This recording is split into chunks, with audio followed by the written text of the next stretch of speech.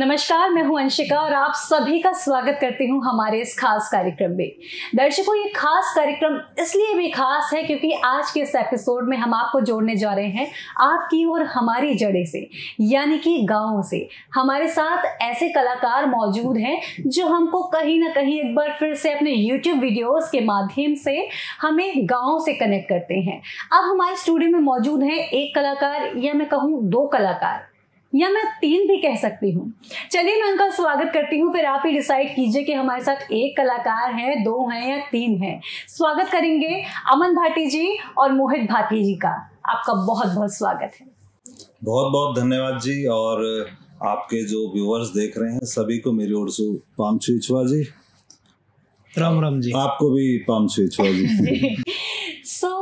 अमन जी और मोहित जी, आप हमारे साथ स्टूडियो में मौजूद हैं। पहले तो मैं बोलना चाहूंगी, हमें बहुत अच्छा लग रहा है आप यहाँ पर आए। आपका जो सिग्नेचर डायलॉग अभी आपने बोला, पाँव छुई छुआ, या एग्जैक्ट मुझे इसका प्रोनाउंसिएशन नहीं पता, आप इसके बारे में थोड़ा हमें बताएं कि इसका मतलब क्या है आखिरकार जो आप बोलते हैं। देखो, कुछ बातें ऐसी हैं जो बेमतलब भी कर लेनी चाहिए, लेकिन मैंने जो अपने हिसाब से यहाँ मतलब बना रखा वो ऐसा है। आजकल तुमने देखो होगा क्या है, पहले क्या था, हम जब अपने बड़े बुजुर्गों के चरण स्पर्श करते थे तो हाथ से पूरा उसको टच करके तब करते थे। जी जी। अब ये चलन यहाँ से यहाँ लिया है, घोटे तक, सब घोटे पे हाथ लगा और होगी जी राम राम जी। लेकिन अब मैं जो बोलता हूँ, बाबा जी पाम छुई छुआ, तो मैं मतलब पाम को छू लिया है, मतलब मैं उसमें ये कहता हूँ, बाबा देखो मैंने आपके पाम को छू लिया है, अब मुझे आशीर्वाद दो। अच्छा। तो ये पूरा स्पष्ट करके हमारा बोलूंगी। जी जी जी, बहुत अच्छा आपने इनिशिएटिव लिया है कि जो उसको क्लियर कर दिया, पैर छू लिए हैं मैंने, मुझे आशीर्वाद दे दीजिए आप। अमन जी और मोहित जी, आपकी जो जोड़ी है पूरे इंटरनेट पर छाई हुई है, कमाल की आपकी जोड़ी है। तो मैं जानना चाहूंगी और व्यूअर्स हमारे जानना चाहते हैं कि आखिर अमन भाटी और मोहित भाटी दो सगे भाई हैं, दोस्त हैं, कौन है? क्योंकि सब लोग, कोई कुछ कहता है, कोई कुछ कहता है, चीज क्लियर नहीं हो पाती। आप खुद बताएं। एक चीज देख ही रहे थे ना, शुरू में जी लगाई अमन जी। हाँ जी, तो मतलब हमारा जो रिश्ता जी यह है, भाई के रिश्ता से बड़ा रिश्ता मानता हूँ। क्योंकि जब हम कोई एक्ट कर रहे होते हैं तो ये मेरे बाबा का रोल कर रहा होता है, मेरी माँ का रोल कर रहा होता है, और इससे बड़ा रिश्ता क्या हो सकता है। माँ भी है मेरी, मेरा बाबा भी है, मेरे भाई का भी रोल करता है, और हम पर्सनल लाइफ में बात करें तो ये मेरा छोटा भाई है जी। कुछ रिश्ते देखो खून के नहीं होते, मतलब भगवान बना के नहीं भेजता, लेकिन वैसे लिख देता है भाई डायरी में तुम्हें एक होना है। तो हम शरीर आपको दो भले दिख रहे हो, लेकिन हम हैं एक, आत्मा हमारी एक है जी। कमाल आपने बताया कि आप दोनों जो आपस में कनेक्टेड है, किस तरह से आप कनेक्टेड हैं आपने बताया। कमीज ना हो एक रंग की कमीज। जी जी, बिल्कुल बिल्कुल। कपड़े भी मैच कर आए हैं, जूता भी धोले। अरे वाह, कमाल की बात है। इस तरह से दिल मिले हुए हैं कि कपड़े भी आपस में मैच कर रहे हैं। जैसे कि वीडियोस में हम देखते हैं, मोहित जी आपके पिताजी का रोल निभाते हैं, बाबा का रोल निभाते हैं। और जैसे आपकी शादी तो होने ही नहीं देते हैं। कहो बाबा, कहा सुनने को मिल रहा हमें, खोटा बंधेंगे दिग्गा। करूंगा, बात करूंगा, रुक जा।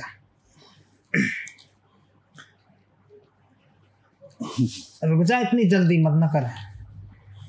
मैडम जी, मैं तुमसे एक दो सवाल पर्सनली पूछना चाहूंगा। जी जी, पूछिए। तुम्हारा ब्याह होगा कोई? अभी तो नहीं, बताइए। मतलब शादी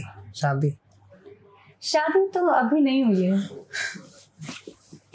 पर रोका हो गया है।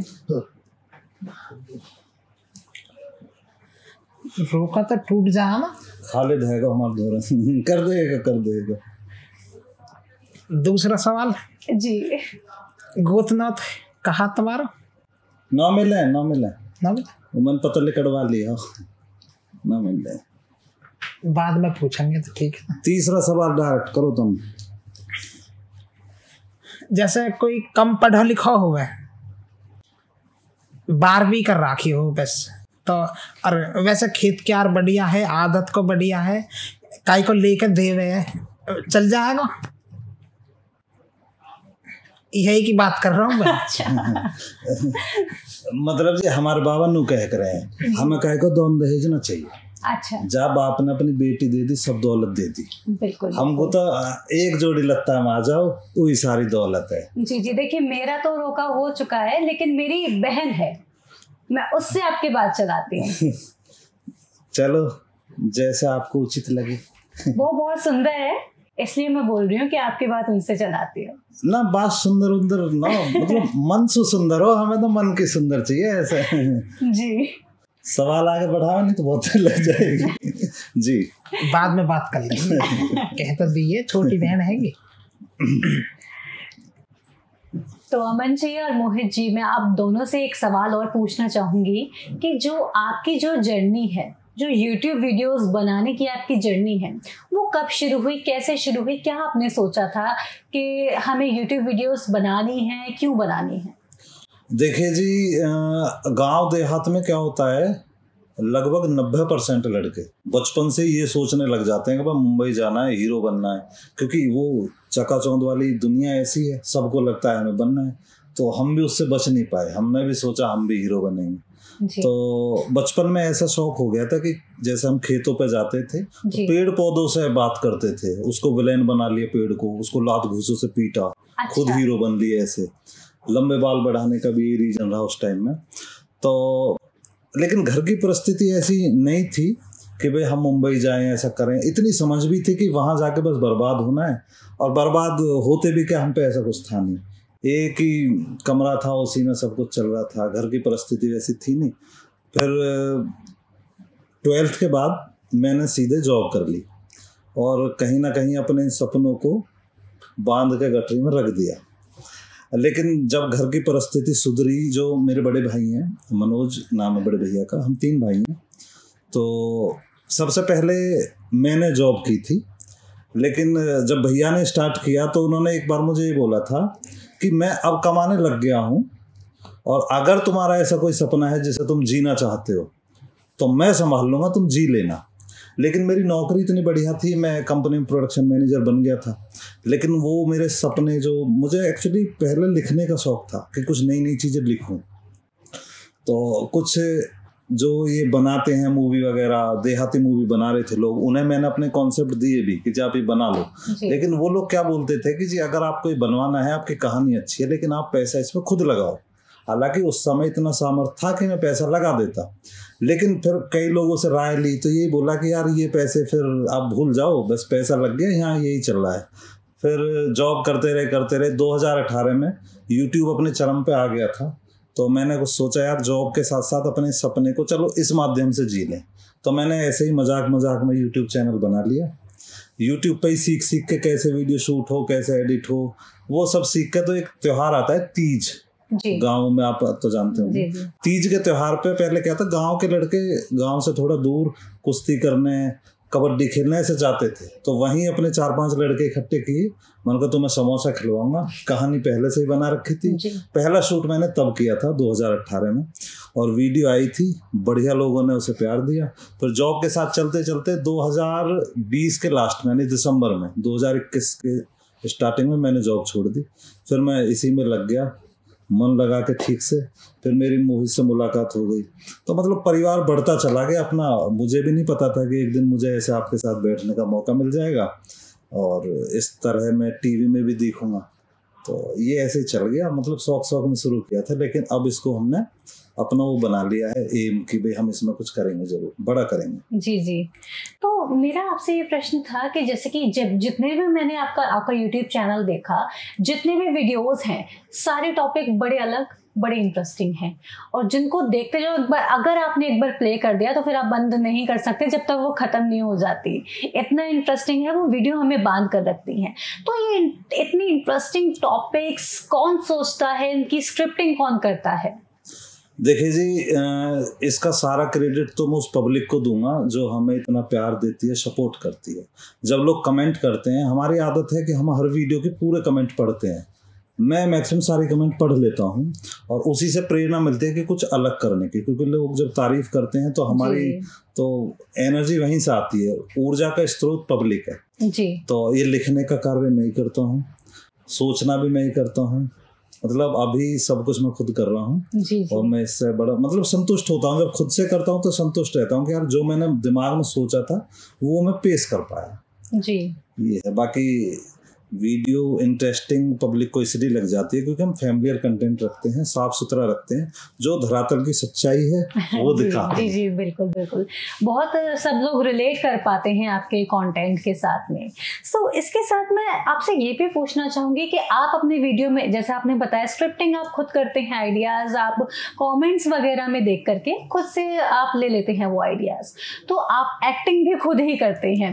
तो आपने बताया था स्टार्टिंग में कि बचपन से थोड़ा सा शौक था कि एक्टिंग करें, लेकिन इस वीडियो में एक्टिंग करने की इंस्पिरेशन आपको कैसे मिली, कि क्या किसी और को देखकर आप इंस्पायर हुए थे? जब मैंने बीच में बताया था ना, मैंने स्क्रिप्ट काफी लोगों को दी थी, तब मेरे एक्टिंग में आने का कोई मन नहीं था क्योंकि मेरी जॉब बढ़िया चल रही थी और घर में जो चीजें घर की जरूरत के लिए होती हैं वो कंप्लीट कर पा रहा था जॉब के माध्यम से। तो मेरा एक्टिंग का कोई शौक नहीं था, लेकिन मुझे ये था कि यार जो मैंने दिमाग में चीजें बनाई हैं इन्हें अगर मैं पेश नहीं कर पाया, भले ही किसी के माध्यम से हो जाए, तो मुझे संतुष्टि मिल जाती। लेकिन जब लोगों ने इस तरह से उसको नकार दिया कि नहीं अगर आप कराना है तो आप पैसे लगाइए, तो मैंने सोचा अगर पैसे ही लगाने तो इनके ऊपर क्यों लगाऊं। इतना कॉन्फिडेंस तो था अगर मैं एक्टिंग करने लगा तो मैं रियल हूँ वही दिख जाऊंगा कैमरा में। मैं मतलब एक्टिंग करने, आज भी मैं एक्टिंग नहीं करता हूँ, जो मैं रियल हूँ वही दिखने की कोशिश करता हूँ। तो खुद को एक्टिंग में मैंने मतलब मैं खुद से इंस्पायर हो गया कि भाई तू खुद ही जो आ जा। मेरी आदत है, मैं ज्यादातर अपने आप से सवाल जवाब बातें मैं बहुत करता हूँ अपने। अगर मैं गलत भी हूँ तो खुद को खुद डांट भी लेता हूँ, अगर मैं कहीं अच्छा कुछ कर देता हूँ तो खुद को शाबाशी भी खुद ही दे देता हूँ। ये बहुत अच्छा काम है जो आप कर रहे हैं, क्योंकि कई बार ऐसा होता है ना कि हम लोग औरों पर डिपेंडेंट हो जाते हैं कि वो क्या सोच रहा है, उसको कैसा लगेगा। हम खुद को खुद के नज़रिए से नहीं देखते। एक बार खुद को खुद के नज़रिए से अगर हम देखना शुरू करें तो चीज़ें हमारे लिए और भी ज़्यादा क्लियर होने लगती हैं, ऐसा मेरा मानना है, ऐसा मुझे लगता है। तो जैसे कि आपने बताया कि आप खुद से करते हैं, अब आपकी टीम के बारे में जानना चाहूंगी कि स्टार्टिंग में कितनी टीम मेंबर्स थे और अब कितनी टीम हो चुकी है? देखो टीम तो अब तो बहुत लोग हैं, लगभग 28-30 लोग हम बैठ जाते हैं जो हमारे इस परिवार से जुड़े हुए हैं। बैक कैमरा, ऑन कैमरा, मतलब जो सब लोग हैं जो सपोर्टिंग भी हैं उन सबको लगा के 30-32 लोग हैं। बाकी स्टार्टिंग मैंने की थी, मेरे गांव का एक लड़का था अंकित, मेरा आज भी बहुत अच्छा दोस्त है, उसके साथ हमने शूट किया था स्टार्टिंग में और मुझे उससे बहुत सपोर्ट मिली। लेकिन वो मैंने बताया था ना, गांव में कुछ चीज़ें होती हैं जी, जो लोग थोड़ा उसको फिर मुझसे अलग कर दिया गया जी, लेकिन वो था कि भाई ये करना जरूर है अब जी जी। तो मैं फिर और लोगों को जोड़ा, फिर एक प्रिया पाठक मेरी फ्रेंड है, वो इलाहाबाद से लड़की, उसने बहुत मदद की। प्रतिभा यादव वो इसी फील्ड से है, मीडिया से, अच्छा। उससे मुलाकात हुई, उसने बेचारी ने बहुत मेहनत की हमारे साथ। लेकिन सबका एक वो होता है ना, उसको अलग फील्ड करना था, लेकिन वो लोग मेरी मदद कर रहे थे। तो जब उनकी कहीं जॉब हो गई वो फिर अपना भी, अब देखो तो लॉकडाउन लग गया था बीच में, वहाँ से फिर थोड़ा बिखराव हो गया, मैं वापस गाँव में ही बैठ गया। तो फिर लॉकडाउन में मैंने ऐसे भी शूट किया है, खुद ही कैमरा लगा के स्टैंड लगा के चालू करके आता था, फ्रेम बना के कि हाँ अब बैठ के करूँगा, फिर बैठ के वहाँ शूट कर दिया।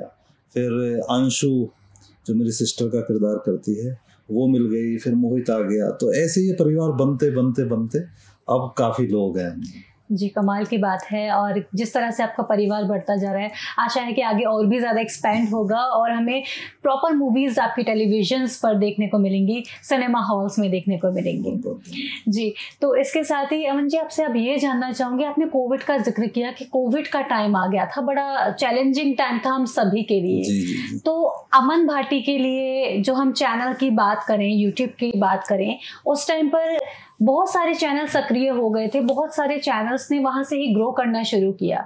तो आपके चैनल के लिए वहाँ पर क्या रहा, किस तरह से आपको वहाँ पर कैसा स्कोप देखने को मिला? लॉकडाउन से बहुत बेनिफिट मिला मुझे जी। हालांकि देखो वो गंदी यादें हैं, हर शाम को जो आपको ऐसी न्यूज़ देखने को मिला जितने लोग, तो दिमाग अपसेट होता था। लेकिन मैंने खुद को बिजी कर लिया था यार, इसके बारे में मुझे भी हुआ था कोविड, लेकिन मैंने उसको भी इग्नोर कर दिया था, ज़्यादा ध्यान नहीं दिया। तो चैलेंजिंग बहुत था, लेकिन उस वक्त में मैंने अपनी जो मेहनत थी जो मैं पहले करता था उसकी रफ्तार दुगनी तिगनी बढ़ाई और दिन रात काम किया, दिन भर शूट, रात को एडिटिंग, सोचना।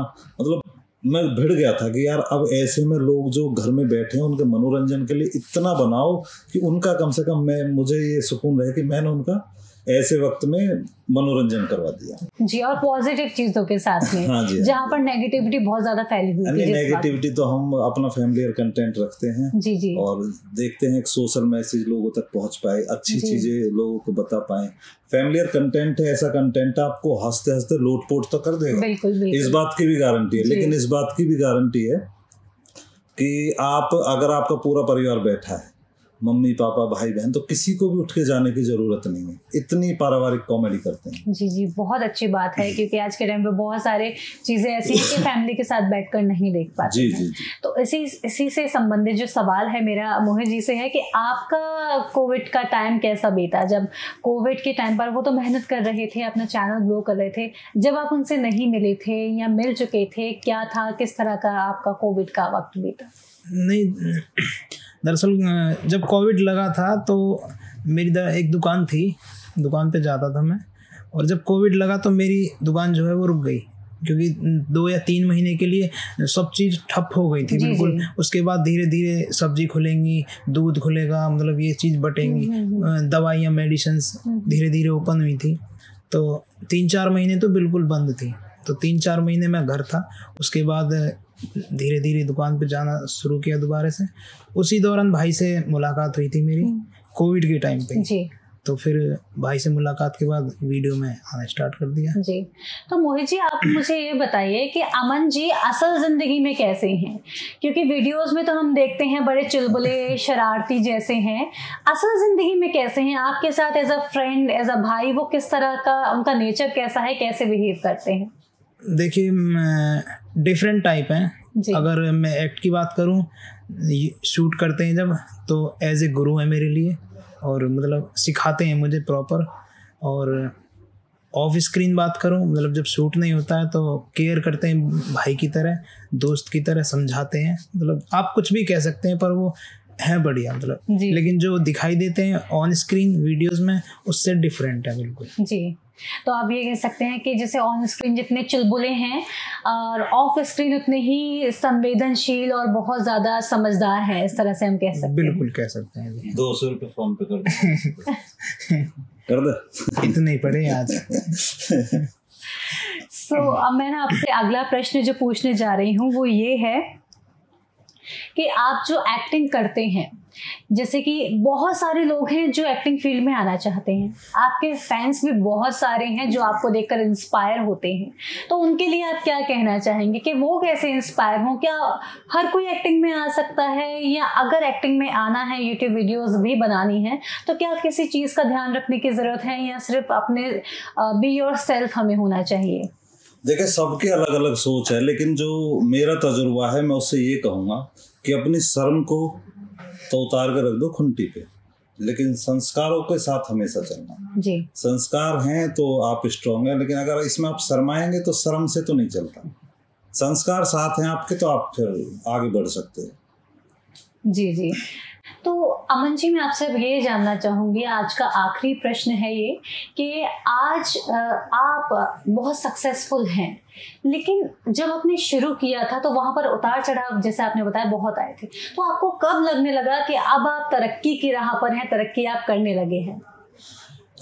मैम, मेरे कुछ ऐसे लोग जो बहुत खास थे और मेरे बड़े करीबी थे, वो लोग मुझे गिराने के चक्कर में मेहनत और परिश्रम करने की बजाय मेरी पीठ पीछे मेरी बुराई और मेरे खिलाफ षड्यंत्र करने लगे, जब मुझे लगने लगा कि मैं तरक्की करने लगा हूँ। कह सकते हैं, एक कहावत है यही कि जब आपके पीठ पीछे लोग बोलने लगे तब आप समझने लगो कि आप तरक्की की राह पर हैं। तो वो आपने लाइव एग्जाम्पल अपनी लाइफ में देखा कि आपके जो करीबी हैं वो भी आपके अपोजिट जाने लगे और बुराई करने लगे, तो आपको लगने लगा कि हाँ, आप तरक्की की राह पर हैं। मैम देखिए, ये एक ऐसा कड़वा सच है, जैसे दवाई कड़वी होती है ना जी, लेकिन निगलने के बाद वो आराम करती है, बुखार को सही कर देती है, तो ये भी एक कड़वा सच है जिन्हें हम अपना मानते हैं वो एक ऐसे समय में आपका साथ छोड़ना चाहते हैं, आपको गिराना चाहते हैं जब आप तरक्की की राह पे आगे बढ़ रहे होते हैं। तब आपके साथ ऐसी पब्लिक, ऐसे लोग होते हैं जिन्हें आप पर्सनली जानते भी नहीं हो।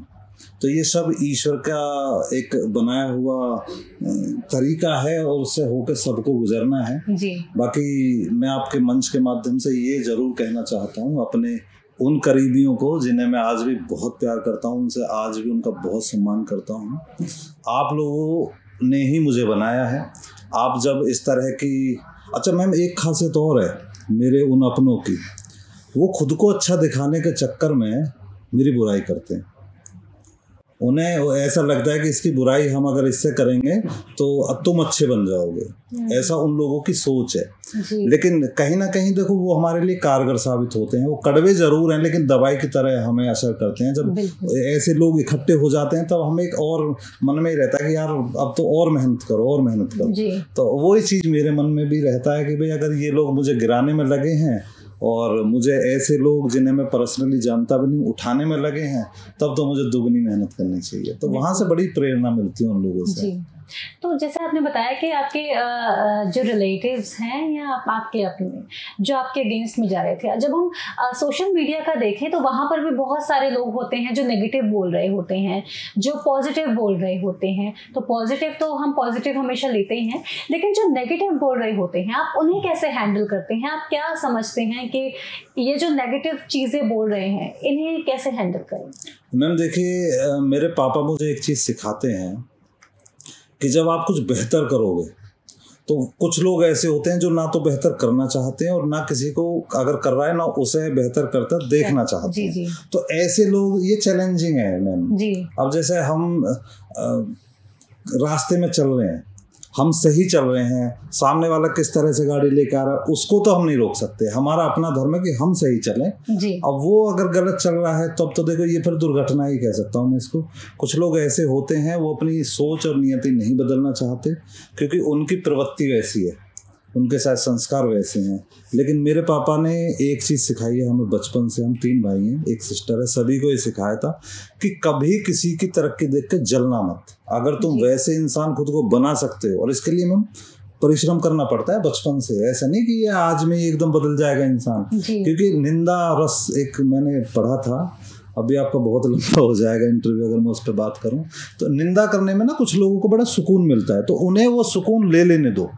अगर मेरी पीठ पीछे कोई मेरी बुराई भी कर रहा है तो कम से कम मुझे याद तो कर रहा है, मैं ना होते हुए भी वहाँ हूँ तो सही, बुराई में ही सही। वो उनका अपना तरीका है, मैं अपना अच्छा करने की कोशिश करता रहता हूँ, वो मेरा अपना तरीका है। मेरा अगला प्रश्न है मोहित जी से। मोहित जी, आपसे जानना चाहूँगी, जैसे कि थोड़ा पर्सनल सवाल ये हो सकता है, तो मैं जानना चाहूँगी जैसे कि शादी से रिलेटेड आपका कंटेंट वीडियो में है, लेकिन आपका पर्सनल ज़िंदगी में शादी से रिलेटेड जानना चाहूँगी कि क्या आपको कोई चैलेंजेस फेस करने पड़े?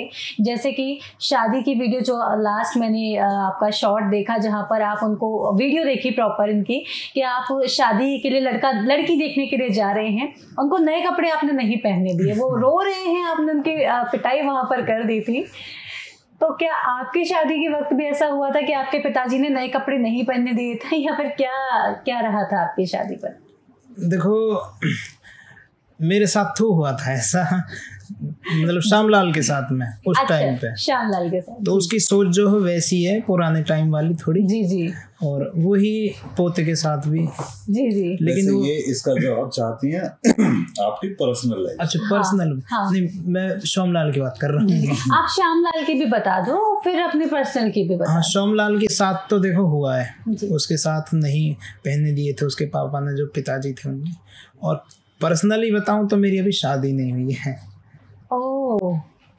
छिका पड़ा हूं तो हमारे यहाँ छिके। हाँ, अभी नाम उम्र ना लिखड़ी, अभी छिका हो 50 से ऊपर में। अब छिके माने जाएंगे 25-26 हो, कहा 50 से ऊपर हो जाना जब उम्र, जब हुआ छिके, वो अभी है मान ली 24-25 साल। मैं एक बात अपनी शेयर करना चाह रहा हूँ। अब से पहले जितने भी हमारे इंटरव्यू हुए हैं वो सब मेल के साथ हुए, मतलब पहली बार हम ऐसे बैठे हैं तो मतलब पिंडली सी कांप रही है।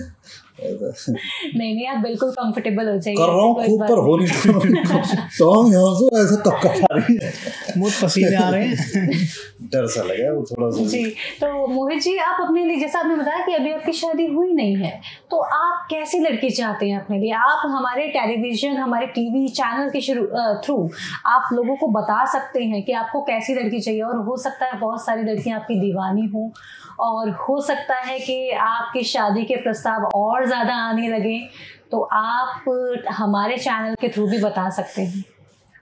ये तो शर्माएगा जी, स्वाभाविक है। जी, जी। और मैं बता देता हूँ, लड़की बस ऐसी हो जो इस काम को समझे, और आ जाओ शादी के लिए, हम तैयार बैठे हैं। भगवान कसम कुछ नहीं चाहिए हमारे लिए, तो एक ही सिद्धांत है, जब आपने अपनी बेटी दे दी सब धन दौलत मिल गया हमें, एक जोड़ी लत्तान मिल आएंगे, देख लो।